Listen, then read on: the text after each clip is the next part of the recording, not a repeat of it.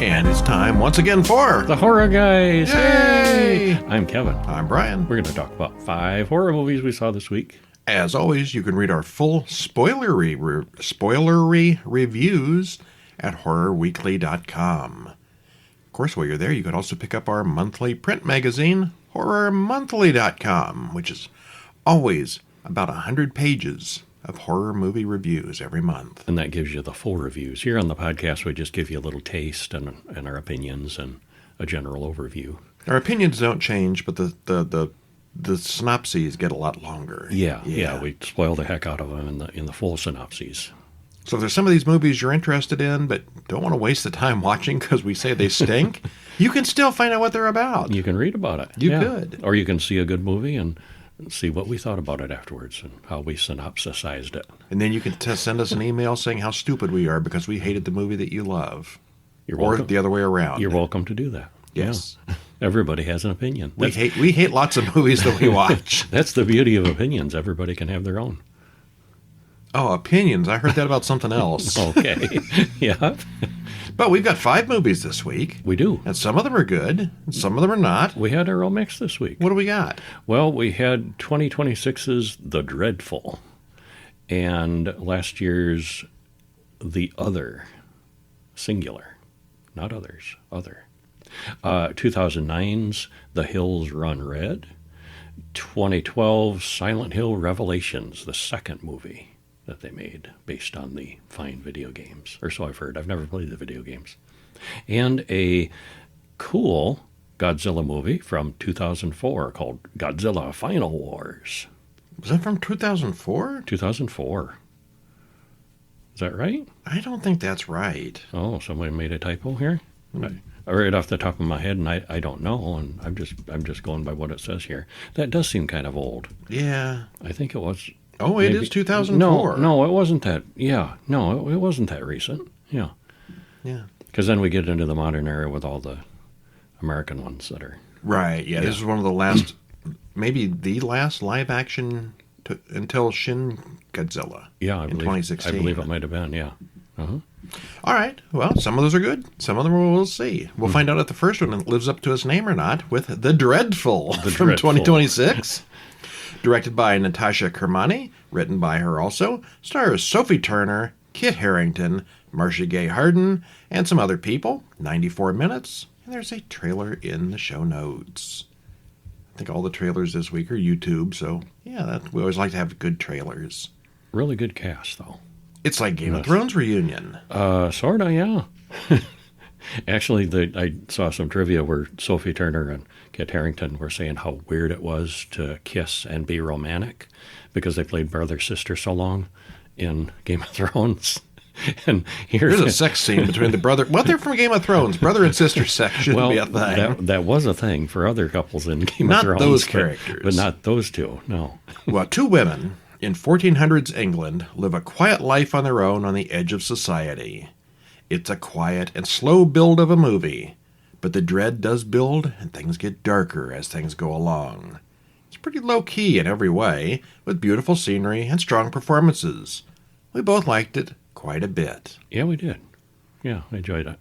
And we heard early on that this was based on, what year was that? There's a Japanese 1964 Onibaba, which we did review. There's a link in the show notes. About these 2 Japanese women during, I think it was samurai days. All the samurais had gone off to war, and they're in the country trying to fend for themselves. Mm-hmm.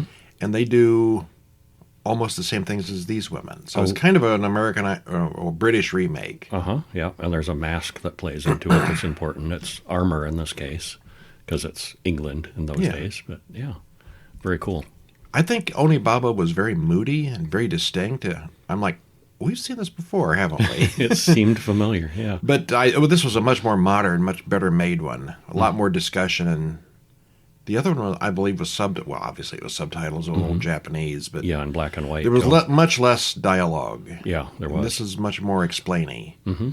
Okay, well, give us a taste. Well, Anne goes to church and has communion. Her mother-in-law, Morwen, is a pickpocket, stealing from young mothers. They're poor, and all the men from the village have gone off to war. Pretty much all of them. One guy comes back, though. Well, Anne dreams of her husband, Seamus, returning from the war, but there's something very wrong with him. Morwen says, this war will make us rich. They're all going off to war to make their fortunes. Yeah. I'm skeptical about that, yeah. It's a very poor region they live in, and they're just scraping by. Well, the next day, she runs into, is it Yago or Jago? How did they pronounce it? I think it's Jago. Jago? Jago. Yeah. Who is home from the war. And he tells the story of how Seamus was rather brutally killed in the war. They cut him apart. Yeah. Well, she still remembers when they were all little, all three of them, and growing up together. Anne and Morwen take the news badly. Their meal ticket is dead. Mm-hmm. Well, not long after, there's a shipwreck nearby, and one survivor makes it to the beach. Oh, help me, help me. And Morwen stabs in the bath, so they can rob him. Sound effects are free this week. Now, Anne doesn't see this, but Morwen is not at all a good person, which is, I mean, it's bad. You know, she's hypocritical. She's super religious and talking about how God is on their side and God this and God that, and she's a murderer and a thief. Keeps Anne in line. Yeah. Well, Anne doesn't see the killing, but then she and Anne do loot the bodies. Anne doesn't have a problem with salvaging. God is smiling on us to send such good luck, Morwen says. Yeah. Well, they eat well that night. Well, that's probably a good place to stop. Not human flesh, but, Oh, no, but the loot. There was barrels and supplies and all kinds of good stuff washed up, and it's all theirs. Well, Jago likes Anne, and complications arise, and hilarity ensues. It's a very weird love triangle. Okay, not hilarity, but... No hilarity in this one at all. It's dreadful. There's a lot of dread, yeah. Well, as we said, it's based on the same Buddhist parable as Oni. Oh, Buddhist parable? Where'd we come up with that? That's the source of Onibaba. Is it? Okay. Yeah, it's based on a parable. All right, it's based on the same Buddhist parable as Onibaba from 1964. Like that film, this one is slow-moving and atmospheric. There aren't any jump scares or anything like that, just a slow buildup of dreadful, that isn't going to end well. And surprise, surprise, it doesn't. Yeah. I liked it. It's a very quiet movie, and the scenery is beautiful. It's kind of soothing in a way, except it's calm. Except for when it's not. Except for the murders. There's some real horrifying moments, but yeah, it's a good one. I liked it. Yeah, an excellent cast. I kind of like the original better, even though it's much easier to understand the new one. Oh, I like this better. Yeah. All right. And 2025's The Other, written and directed by Paul Etheridge, stars Olivia Macklin, Dylan McTee, and Evangeline Friedlander, hour and 38 minutes. And I've seen this listing like 3 times this week, getting ready for the podcast. And I had to read it each time because I could not remember what this movie was about. Yeah, I was. This may be the most forgettable movie of the year. And yet at the time, it wasn't bad. It's forgettable. It's unique, and we liked it more than disliked it. It doesn't stand out in every way. It just doesn't stick with you for some reason. Yeah. Well, spoiler free. Well, when a couple brings home a little orphan girl, it's not simply happily ever after. There's a reason she's holding the drill in that poster, and we do get to find out why. And it builds slowly to a big finish, and then a very abrupt ending. That might be my biggest complaint about it. Like we said, it's on the unique side, and we did like it more than dislike it. But, yeah, it's just got some quality to it that doesn't stick with you. Yeah, it must have been just a generic story, bland. No, I mean, the cast was good. The little girl was great. I remember it's been like 2 or 3 weeks. I remember her being really good. And I don't remember anything seriously wrong with it other than I don't remember it. Yeah. Well, the lady at the adoption agency explains that Cathelia doesn't speak, but they don't know why. She's been returned to the orphanage before. Well, that's never a good sign. That's not a good sign when the kid is brought back, yeah. Robin and Daniel go ahead and adopt her anyway, and credits roll. Mm-hmm. Robin's mother has done some research and has learned that Cathelia's mother killed and cut up her whole family, which maybe that's why the girl doesn't speak. Could be. We see that all the food in the house has suddenly gone rotten. That's usually a demon or something does that, doesn't it? That's a bad sign, yeah. That night, everyone goes to bed, and Cathelia grabs a big knife from the kitchen as something out in the swimming pool goes bloop. What was that? What's that about? In the morning, Daniel finds some pink sludge growing in the pool. Robin finds that all her kitchen knives are now missing. Cathalia looks hard at the pink stuff. Pink stuff. Uh-huh. It's pink stuff. It is. But she didn't say it like that because she doesn't speak. Right. She says it like... Yep. Yep, okay. Cathalia meets Fiona, a neighbor with Down syndrome. And she was really good, too. She was. Yeah. They spend the morning... she's weird. Yeah. They spend the morning throwing dolls in the sewer. She's, well, like I just said, weird. Her mother, Lizzie, comes over, and Fiona says, that lady is a door to Robin. Robin starts being afraid to be home alone. She doesn't want to be a door. No. Who does? Okay, well, things get weird with the kids. You're just going to leave it there. Yeah, because we don't want to spoil anything. It's a weird kid movie. Uh-huh. Yep. But we do find out why. I kept waiting for Cathalia to turn into Cthulhu, but that didn't happen. Who names a kid Cathalia when you could name him Cthulhu? Yeah, it's so close. Okay, I'm sure the police are going to eat up any explanation they offer about the dead bodies at the end. Mm-hmm. Yeah, there would be a lot of cleanup. There's a lot of stuff that goes on at the end of this that is going to be hard to explain. Yeah. Uh-huh. And the ending is pretty cool. It's a little bit of a slog to get there. It was a little bit slow, but it's a sharp peak there at the end. And then abrupt. That last 5 minutes, yeah. Yeah, well, yeah, a little more than that. But, and I understand, you want to be understanding up and is good up to a point, but this kid was past the point of time to take her back to the orphanage. You're old, though. And yes, young people just, true. Things have changed, though, in parenting. Yeah, I guess. Yeah. You yell at your kid, you go to jail. Didn't expect it to go the direction it did, but, it was... Overall, I'd say I liked it. All right, well, one where the people get what they deserve is 2009's The Hills Run Red. The hills run red. Not a song. The hills are alive with the sound of redness. Oh, my. Dave Parker directed this one, written by David Show, John Carcietta, and John Dombrow. Stars Sophie Monk, Ted Hilgenbrink, Janet Montgomery, Alex Wyndham, and William Sadler. Death himself. 1 hour, 21 minutes. Trailer in the usual place, and I gotta say that is a cool poster. It is, yeah. You get a sense that there's a masked killer in this. There just might be a baby-faced masked killer. Just might be one, yeah. A group of horror fans take a road trip to hunt down the lost film, The Hills Run Red, that was made back in 1982. It's well made, with a decent cast, has good special effects. It does take a little bit too long to get to the good stuff. While there are some unique aspects, overall, it wasn't anything we haven't seen before. Give it a weak thumbs up. Yeah, if you like this genre of movie, it's above average. It's kind of meta about indie filmmakers because they're in its own way. A movie within a movie kind of thing. Yeah. So what happens? Well, as credits roll, we watch a young man cut up his own face with scissors, and then he covers the mess with an ugly baby mask and sews it in place. Origin story. We're told that in 1982, Wilson Wyler Concannon, an indie director, released his only film, The Hills Run Red, which was sadistic and quickly pulled from theaters. It soon became a lost film, with nothing left but an intriguing trailer. And the director was also never heard from again. I have a hard time believing that a film in 1982 could be a lost film. Would be lost.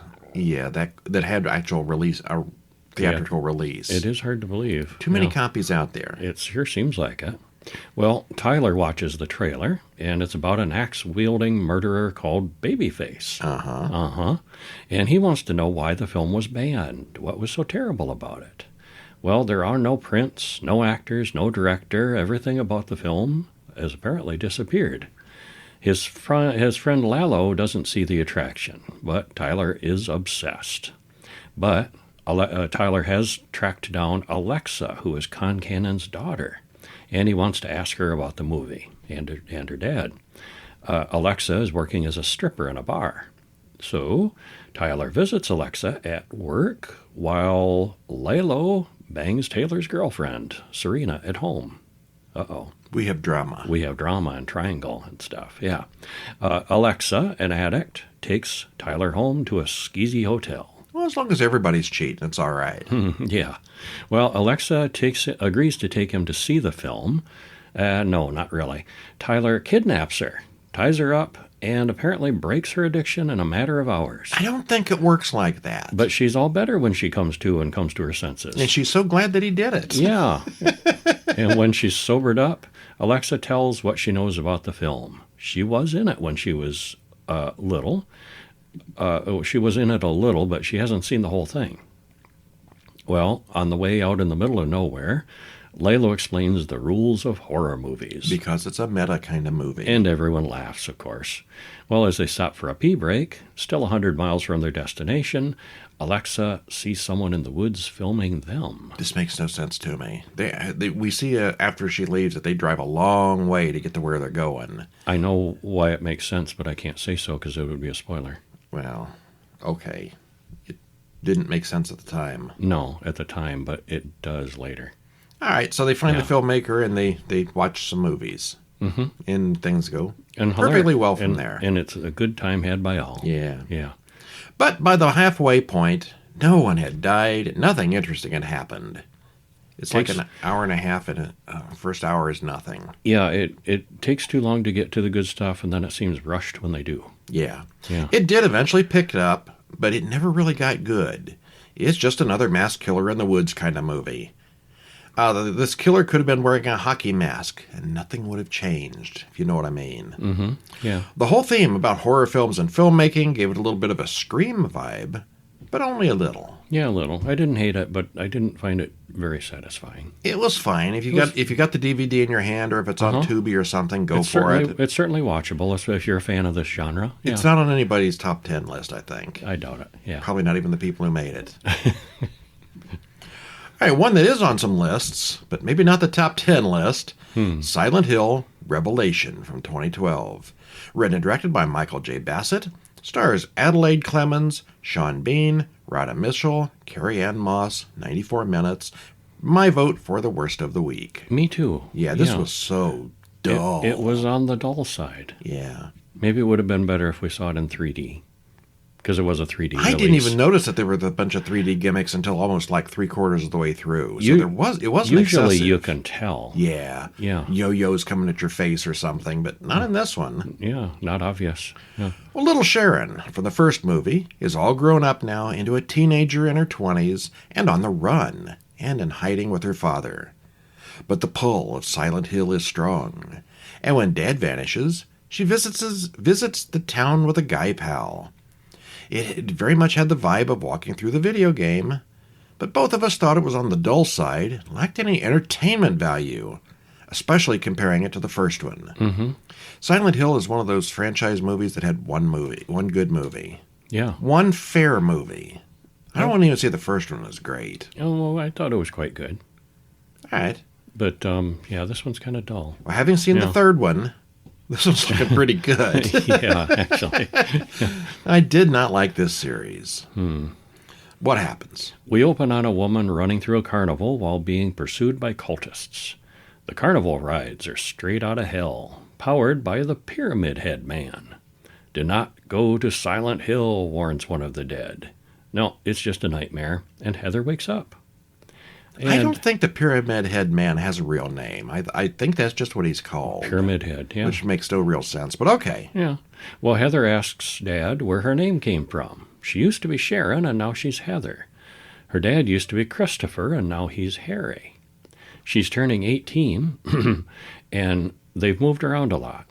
She goes off to school, and Harry/Christopher remembers Rose, Heather's mom, who's been missing for so long, trapped in Silent Hill. She warns him that the cultists are still coming for their daughter.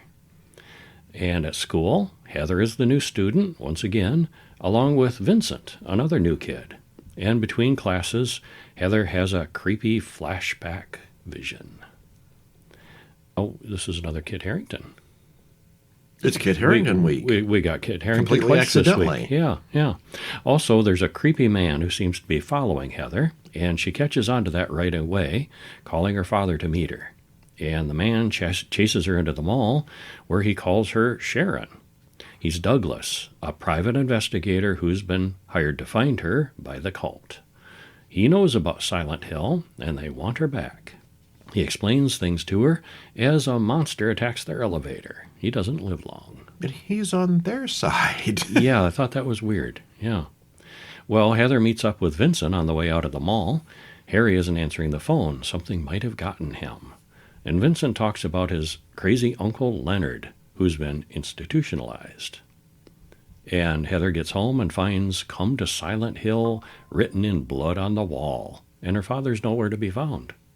So she and Vincent go through her father's papers, and they find the Silent Hill information. The police have found Sharon through the private investigator's papers, and now they suspect her of the murder of her father. And they also see the Silent Hill message on the wall. Everybody's going back to Silent Hill. Everybody's going to Silent Hill. Where there will be her and Vincent and the cops, and there will be revelations. All right, well, this starts out by completely adding some new stuff to the end of the first film, so it's got somewhere to go. Everything was fine at the end of the first film. So yeah, it was pretty... Not so much here. Well, it was definitive, but still a problem at the end of the first one. Yeah, but this is a little different. Kit Harington's American accent is atrocious. You said that. I agree. Yes. Boy, his accent was really inconsistent. And I've heard him interviewed, and he sounds vaguely normally British, but every character he ever plays has a weird accent. Okay, I don't know about that. I think he wants to be Tom Hardy. Here was Tom Hardy. You hear me talking? Here was a weird one. Yeah. Yeah. Well, anyway, otherwise the actors and characters are all okay here. The creature effects and sets are also pretty good. It was filmed in 3D, and there are a few shots that highlight this, but it's not excessive. And again, I assume the plot line here is based on the video game, as it's basically Heather going from one wild situation to another. Like a video game walkthrough. Yeah. Yeah. With very little reason or story behind any of it. Yeah. It all looks pretty cool, but I never really understood most of what was going on. I thought it was pretty awful on most levels. Yeah, I thought it was kind of dull. Maybe if you're a real fan of the video games, you'll know what's going on, but if you're not, it's just one damn thing after another to look at, and then it's done. Yeah, basically. Go watch a slideshow. It's more fun. Speaking of fun, Godzilla Final Wars from 2004. Directed by Ryuhei Katamura, written by Asao Kiriyama and Wataru Mimura, stars Masahiro Matsuoka, Rei Kikakawa, and Don Fry. Hour and 25 minutes. 2 hours and 5 minutes. Might be the longest Godzilla film. I don't know. And this is one of my favorite of the bunch. I really like this one. This is so over-the-top crazy. I'm going to go with this being my favorite of the week for entertainment value. Mine too. Yeah. An old Godzilla movie is the best movie of the week. This is saying something. And it's like, the makers of it, said, Godzilla's been a little bit science fiction. Let's just go with it. Open our arms wide and fully embrace the science fiction. This is a 50th anniversary movie, and it's got super weapons and aliens and mutants and many creatures in addition to Godzilla, and it takes place in the year 2044. There's also a lot of hand-to-hand combat and fights that defy physics among the humans and aliens and mutants. This movie really does have it all. It does. They threw everything in here. Yeah. And unlike some of the other sequels, this one takes place in a world where apparently all the events of all the Godzilla movies have taken place. It's really a fun watch with loads of action and a lot crammed into it. Yeah. I don't know if it qualifies as horror anymore at this point. I don't think so, no. But it's definitely pretty cool. Yeah. We open on Godzilla versus a bunch of tanks. Suddenly, a crazy drill, and one of those drill kind of vehicles, bursts out of the mountains at the South Pole and starts blasting. There's an earthquake, and Godzilla falls into a crevasse. The screw ship then drops a mountain into the hole on top of him. Game over. They defeated Godzilla. Never see him again. Well, some time passes, and we get a report about how mankind has been so busy fighting the atomic monsters that they don't fight with each other anymore. Meanwhile, a new breed of human mutants develops. They are the Earth Defense Force.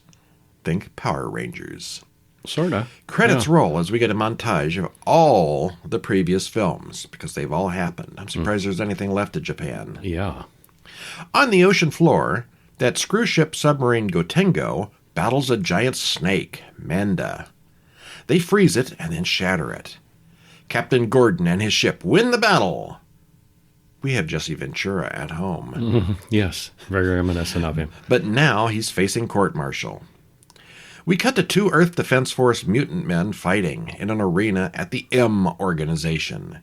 Afterwards, they're evaluated. Kazama wins, and Ozaki loses because he's too soft and has a heart. Well, we know who the final guy's going to be. Yep. Miyuki, a biologist, is coming from the UN to examine a mummified creature they found. But she's hot, so Ozaki is more than willing to play bodyguard for her. It turns out they found some kind of alien cyborg that's 12,000 years old. It has the same genetic markers as the modern mutants. Could they be linked? I bet they could. Out of nowhere, the Mothra fairies appear and explain the monster is Gigan, and he destroyed everything 12,000 years ago. Back in those days, Mothra fought it, and the mutants had the same evil in their blood. They warn Ozaki about choosing evil and give him an amulet. Well, then the UN Secretary General's airplane is destroyed when something big flies by. In New York City, that same flying monster attacks the ghetto. And watching these Japanese people do the whole ghetto scene is ridiculously bad. Yeah. Because you know all the pimps talk like that. It's, a 2004 vision of what these Japanese folks thought that New York ghetto would look like. It's something. Yeah, it's kind of strange. It's Rodin, and he's very destructive to the skyscrapers. Anguirus and King Caesar have also shown up in other cities. Other CGI monsters are appearing all over the world all at once. What will they do? Chaos. Chaos will ensue. Oh, yeah, a whole lot of that. And fights and ships and lasers and all the things. Let's see, down at the commentary. Wow. Yeah, it's something. Yeah, it is. It's the 50th anniversary of Godzilla. It's all very futuristic sci-fi with flying ships and super submarines. Takes place in 2044, and apparently physics works differently in that year. There's not much left of Earth after this one. There's a lot of monsters, a lot of disasters. A lot of carnage, yeah. They really just threw everything into this one. Monsters, mutants, mayhem, and machines all over the place. It's so incredibly over the top that we couldn't help but laugh at it a few times because it was so comic booky. Mm-hmm. And Captain Gordon, you compared to Jesse Ventura. He ain't got time to bleed. Yeah, it is that bombastic style, or he's Jesse an American. You can tell. Yeah, he's over the top. Yeah, it's a little bit excessively long at more than 2 hours, but they really do have a lot to deal with here. Mm-hmm. And this is the last film in the Millennium series, and was the last live-action Godzilla film until Godzilla 2014, the American release. It didn't do terribly well at the box office, which is weird because it hits literally everything.